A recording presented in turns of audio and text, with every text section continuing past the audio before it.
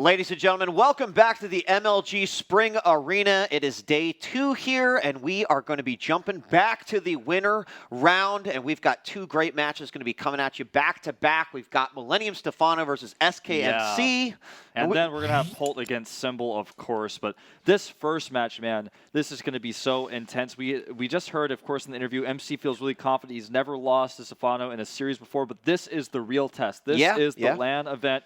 Stephano talks, everyone's talking about how good this guy's ZVP is, and it's really going to be tested here today. Yeah, I agree with you. And Stephano, not as confident by any means here in his interview, even in his looks a little bit. Wolf, he looks a little bit concerned, but he's just going to play his normal game. Now, we're starting things off here on Daybreak, and we actually talked a lot about this yesterday, where it's going to be so important for that third base to get some harassment. Otherwise, Stephano is going to be exactly where he wants to be. Yeah. But you know, let's introduce these players. Let's introduce the players. Go ahead. We have our Zerg player from the Team Millennium. It is Stephano. And at the bottom left, we have SK's MC.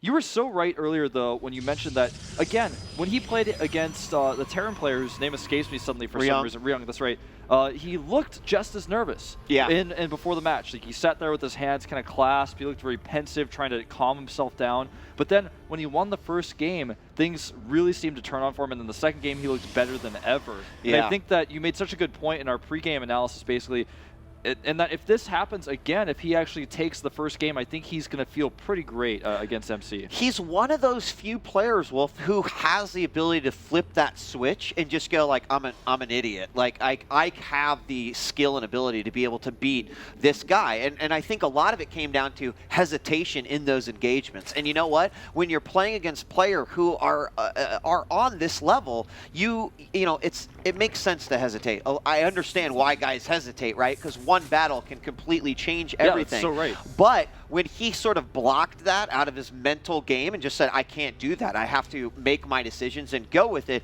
then suddenly that was the Stephano that you expected to see. So looking here in game number 1, I just have to think, like, if Stephano does not hesitate and just goes ahead and makes those decisions on the fly, he should be in good shape. And there was a little bit of hesitation there as he goes back, but he is going to get this third hatch down. It looks like in time. Yes, just barely, man. MC almost blocking that. That would have been such a travesty. Stephano, though, able to get that third hatch down. Never really one of the players to hesitate to make the third hatch. He's definitely going to go 3 hatch here. Kill the pylon with his first 4 Zerglings. Meanwhile, back at home for MC, does drop his Nexus down. Stephano getting a good look at that with his first Overlord Scout. And, MC, the big question is, will he take a third base? Is he going to do a 2-base timing attack here? MC has so many different builds in his bag of builds. He's just got like this huge repertoire of builds. He can do a 6-gate all, and he can do 7-gate with Blink. He has the ability to just do a fake attack and take a third base, and that's a scary opponent to play against. Now, one thing that is coming increasingly hard now for the Protoss due to the Overlord speed, a lot of Zergs would try to get their Overlords in, specifically on Daybreak, like right over by the Forge in front of the Terran, or in front of the Protoss Natural, and then squeeze in there to see if like a Stargate opening, or maybe even to see if there's a setup for a multi-gate opening. But in this case now, the Overlord gets there so early, you have so much vision of that Natural, a little bit harder to hold off on one of those. So I'd expect large gateways attack coming out from MC. But again, the third is up. The Natural has been taken by Stephano. And with that being said, I go back to what we said on Daybreak before, is that I feel like if this third does not get attacked, if it's just allowed to go up and mine freely, then it puts the Protoss player in a really precarious situation. We saw yesterday Rhett versus Killer.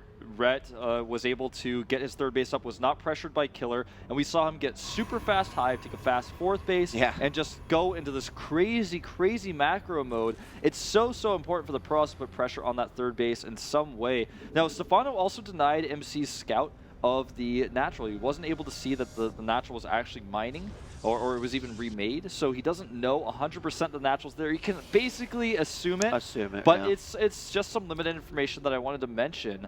Now, will MC go with a 4-gateway Zealot pressure timing attack that's so popular right now, or is he going to do something different? He hasn't taken his gas at his Natural just yet, And we're about to see that timing where MC is going to make the choice. Yeah, I mean, this Zergling gives a lot of information, sees where the side core is, sees that the Forge is happily upgrading away, and keep in mind he does have that Overlord in the back too. Now Stephano going gasless there, as most Zergs are going these days, is adding on 2 inside the main. He's now got his natural up as well, although I'm not seeing as many Queens come out here for Stephano, which means that his creep spread will be fairly limited here, as we are going to have that Zergling chased away. But what's coming up next? Yeah, there it is. 4 the 3 gateway gates. Zealot pressure coming out here. Roachborn already being made, though, for Stephano. And he has vision of the double gases that are now being added for MC at the natural with his Overlord. So that's going to be something that's very telling to him. But he doesn't know that the 4 gateway pressure is coming regardless. Even so, with the Roachware in there, as long as he has vision of MC moving out, if he scouts the probe, for example, he should be able to make the Roaches in time. Look at this Overlord positioning here. He's going to be able to see this probe coming. Oh, not quite. Oh. He barely sees it. If he's looked at that moment, that is the only way he is going to know. Yeah, I mean, he does have a lot of creep extending from the 3rd, which I think is going to be incredibly, incredibly important. I mean, obviously, to go in for the natural, it's so difficult to, I mean, attack without completely committing to it. So having the creep here at the 3rd does make up for not having the creep connecting the main and the natural. Of course, it doesn't mean that he's completely safe. And we do have a robotics facility coming out for MC as well. And here we go. The first Zealots are being warped in on that pylon that was made over here. And we do have a bunch of Lings out. He only made 3 Roaches, and he didn't really scout, so he made these 3 Roaches just kind of like as the first step. He made a ton of Overlords, in fact. He's 80 out of 120 basically right now. So he's got 14 Overlords out. He does not have, he's trying to hesitate here. He's trying to wait until the last second to make the Roaches, which is so smart because now MC has turned around and Stephano saved his larva until the last second. And now he's making 10 drones. And that is just, I mean, just such a small decision, but that could come in crucial. I mean, it means that he's going to have droned up. He's going to be at a 64 right now. Exactly. And that's so important. In fact, he's going to take out this pylon as well. So, I mean, perfect execution and decision making here so far for Stephano. Yeah, I mean, I was just watching, like, is he going to make the Roaches? Is he going to make the Roaches? MC is doing what Genius has oftentimes done, where you do the pressure, but you don't commit to it, then you take a 3rd, and then you just defend the 3rd. But Stephano did not overcommit to Roach production. That was so awesome to see. Now that he's droned, now he can start Roach production. He's already up to a total of 68 drones there, 68 to 53 probes. More and more Roaches on the way, with Roach speed finishing up and +1 as well. Yeah, now, I mean, MC, let's talk about him, because his reaction to not being able to inflict that damage was the right one, to go ahead and throw down that 3rd, get it established, because undoubtedly we're going to see the Zerg going in for some sort of attack to try to do some damage or deny that 3rd. Instead, these Zerglings just going to poke around a little bit. He does have an Immortal dropping or blocking the area here, so no Ling run-bys can happen, but the Roach march has begun, and a lot of Roaches are making their way over to the 3rd. It's going to correspond with this +1 upgrade, and he'll have a bunch of Lings as well. Yeah. He could go for a 2-pronged attack here, and this could be quite devastating. Keep in mind, the Immortals are at the natural, not at the 3rd, but looks like he might go for the natural. Yeah, he's going for the natural with his Lings. The Immortals trying to break their way over. Meanwhile, Stephano actually going for another attack at that 3rd. As you can see, the Roaches coming through our picture-in-picture, attacking at 2 locations here. Very difficult for MC to actually defend.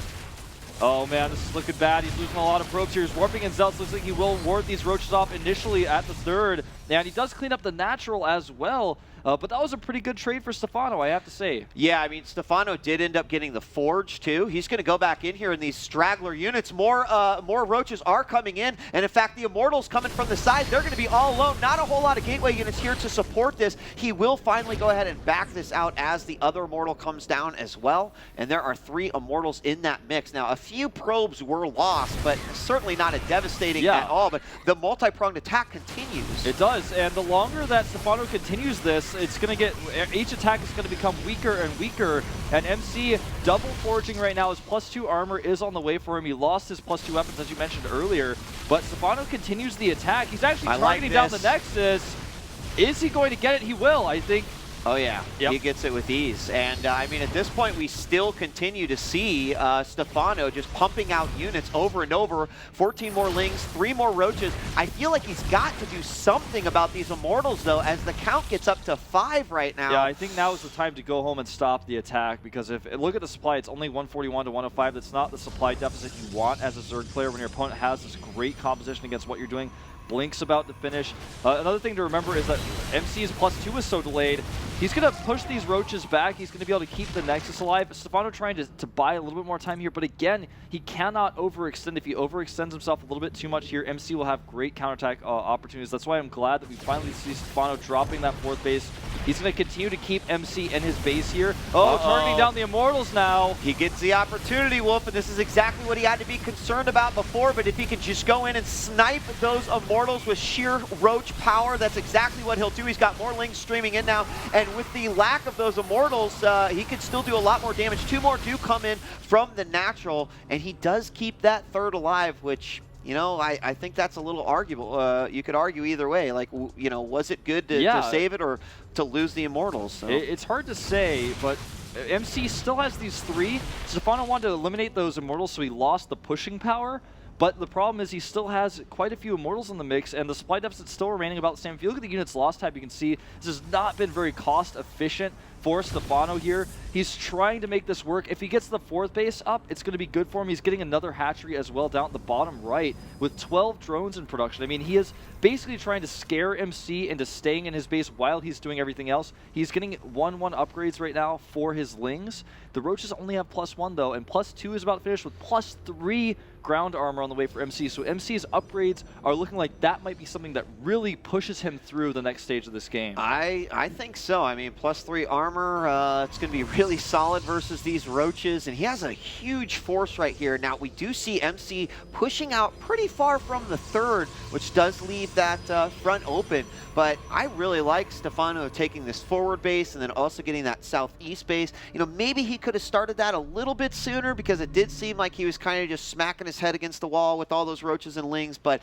I think that he has contained MC enough that he's in an okay position for this game to continue. And because he's been able to do this, he now has his Spire on the way, his Infestation Pit's on the way. We're going to see Hive start soon. There it is. Right away. There goes the Hive. So all of these timings for Stephano, basically it's like a time bomb that's ticking here, because if he can get the Hive up and he can hold MC on 3 bases, well, he gets that 4th base up in the center and the base at the bottom right. If he can do all of these things, MC is going to have a hard time pushing out even with an upgrade advantage, because Stephano's economy will be out of control, have the perfect units to fight MC. But if MC moves out with a good timing here with these Immortals right now, as it looks like he may in fact do, this is going to be really tough for Stephano to hold. He's going to need those Infestors with his army, and they're not there right now. MC attacking from 2 directions, moving forward, even an offensive blink here. Stephano, he needs those Infestors with his army. Yeah, and this is the point where, you know what, even though Stephano's sitting at a full 200, those upgrades are going to make all the difference. +2 carapace just now underway, and here's the blink forward. First Fungals on the initial group of Stalkers that come out. A lot of Lings heading out as well, and there's not a ton of Zealots, but the amount of Immortals is insane. When you have Stalkers with +3 armor against Zerglings that only have +1, it's very difficult to actually kill them, especially with Blink to micro back. He's about to have +3. MC with this huge upgrade advantage will tear through this army. Now, I mean, he has the Infestors out, but he needs to make sure he can buy a little bit more time, because if MC fights him straight up here, even with Fungals, I think MC will crush this army. And here we go. The Spinecrawlers are actually not yet rooted, and here comes a lot of the Lings. Fungals on all of those Immortals, and so they will get focused down quite easy, and I think that actually could help a lot, but there are so many Stalkers remaining. There are quite a few Fungals still here. If he got rid of all those Immortals, that would put him in a pretty good spot. I was disappointed with the fact that MC put his Immortals in front against that many Zerglings and the Fungals. He was like, here, take these, please. He has a total right now, though, of 43 3-3 Stalkers against his opponent, who is at 1-1 with his Lings and his Roaches. So those upgrades are really, really something I feel like MC could have taken advantage of. He retreated because there were so many Fungals and some Spinecrawlers, but I think if he fought there straight up, he might have actually just been able to take it. Remember, Fungals, of course, do ignore the upgrades. Will MC decide to fight here? It looks like he's not quite comfortable with it. I almost feel like he's not even certain how much the upgrades are in his favor right now. Here we go, blinking around, starting up a good concave. 4 Stalkers coming in from the side as well. Some Neurals going down here. Actually, that wasn't a Neural. I don't know what that was that I saw on my screen, but it's it's just too much. The upgrades are too much here. Yeah, he needs to use the fungals to hold off and delay this attack with the blink forward, hitting those infestors.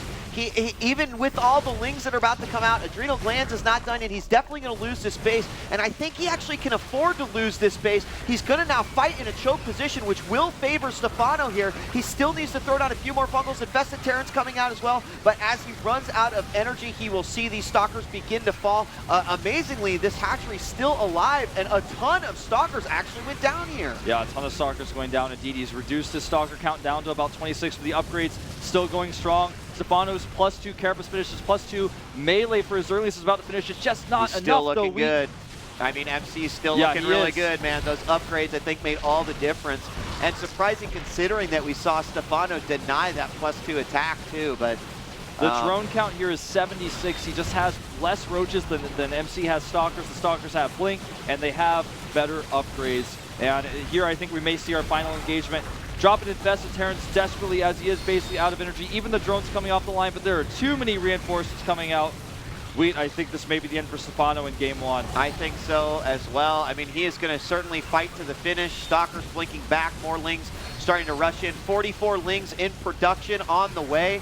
And did he hold this off? I mean, he has that southeast base established. It's all going to come down to whose reinforcements are going to win. And without those Immortals, he is doing much better. And look at that. Stephano pushes it back. He does, man. And I'll tell you what. I'm amazed. That 5th base, I think, made all the difference in his MC's ability to hold that off. 3. He's still on 3 bases. He cannot remax his Stalkers as quickly as Stephano is trying to remake these units. Again, though, he still remains ahead with the upgrades. Stephano not quite able to squeeze those out. He has a ton of gas. He just does not have the minerals. Oh, a bad passing here by Stephano, losing a ton of his very crucial roaches right now. This is good, though. I mean, I think he said, okay, I have to go in and do some damage there because I certainly lost a little bit. We are seeing reinforcements of about 5 Stalkers at a time. We got a few more, actually some sentries now coming into play. And the one thing that Stephano is unable to do as this constant aggression continues to come out is that he's not been able to swing around and try to do some damage to that 3rd. And if he could equalize things, and he is getting some Corruptors out, so the Broodlords will be coming next. Maybe that would allow him. Yes, he doesn't have any answer for the Broodlords. He has a ton of Stalkers, yes, but there are a lot of Zerglings out, and the Infestors still remain in play. If he catches these Stalkers sweet, he catches several of them, and it looks like he's going to blink away, meaning that he basically has abandoned half of his army here. This is exactly what Stephano wants to see. Oh my gosh. Yeah, this is looking really good for Stephano. This is crazy. I cannot believe it. Stalkers being bungled, and he will clean up the rest of them. Now it is 4 base against 3. MC losing those critical Stalkers. More Zerglings on the way. Stephano is now going to be on the aggressive. 143 to 85 is the supply. A ton of Zealots warped in over here, along with some Stalkers at the 3rd, because suddenly what I was just talking about moments ago is going to be a possibility for Stephano. But additionally, behind this, he's going to have his initial Broodlords coming out as well. And there it is. GG. Unbelievable. You and I called it over, man. We called it over. We were like, oh, he's dead here. There's too many Stalkers, but the drones came off. They were barely enough. They were barely enough. The base at the bottom right, that was the critical production, the critical mining that he had, even after losing the center there. Stephano taking a very crucial first game. We talked about this before, but I think this is going to really help him mentally here. Well, you know, let's ask the analyst this, because we said before this game started, if Stephano wins game 1, he's got the series. Guys, what do you think?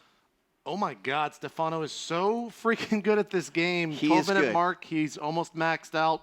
Faces 6 or so Immortals, holds it for seemingly 4 or 5 minutes, then comes back and just takes the win. Did that actually just happen? Is Stephano that good, guys? Inferior upgrades as well. Yeah, right. And that was huge. MC got a pretty huge advantage, starts pushing him into that natural, and immediately you guys are like, this is over. And then I think that at some point during that, Adebisi pointed out that the main base of MC was completely done mining. And you actually saw that he wasn't really bringing in any additional reinforcements after a certain point, and still the lings continued to pour in. Right. And then Stephano just took the game back and pushed across. Like you guys said, that bottom right base, man. He lost the pushing power with losing the main base mining. He no longer had enough minerals to continue to support the Stalker warp-ins. That one engagement where the Stephano had the better concave, the Stalkers were trying to force their way through that choke point. Oh, that was really important engagement. You know, that was the moment where MC lost most of his Stalkers. couldn't replenish them, and then Stephano, with the production and extra mining from that bottom right base, was just able to take him out. I still think that the double expand was the smartest thing that Stephano did in that game. That fifth middle base, it slowed MC down so much. He left his Immortals back to take care of it. That, of course, allowed the Roaches to do some damage that they probably shouldn't have done. And if that base wasn't there, well, it would have just been a walk into the natural or possibly the third, you know. So whether or not MC even knew if that southeast base existed, it didn't matter. That fifth base was sacrificial. It saved Stephano's life. I do want to say real quick before we get into this game, it's the first time I've ever seen Stephano look nervous or worried before a match, ever.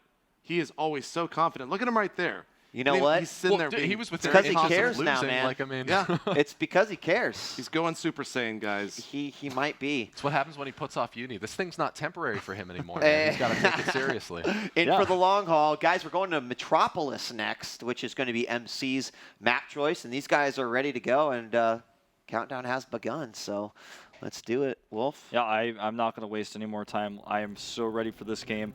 MC down a game. Got to be feeling pretty tough. You know, he did say in his interview he's never lost a series to Stephano before. This could be the first time. And now in the last show match that they did have, they did trade games, you know, so it wasn't like MC stomped all over him. We're like, oh my God.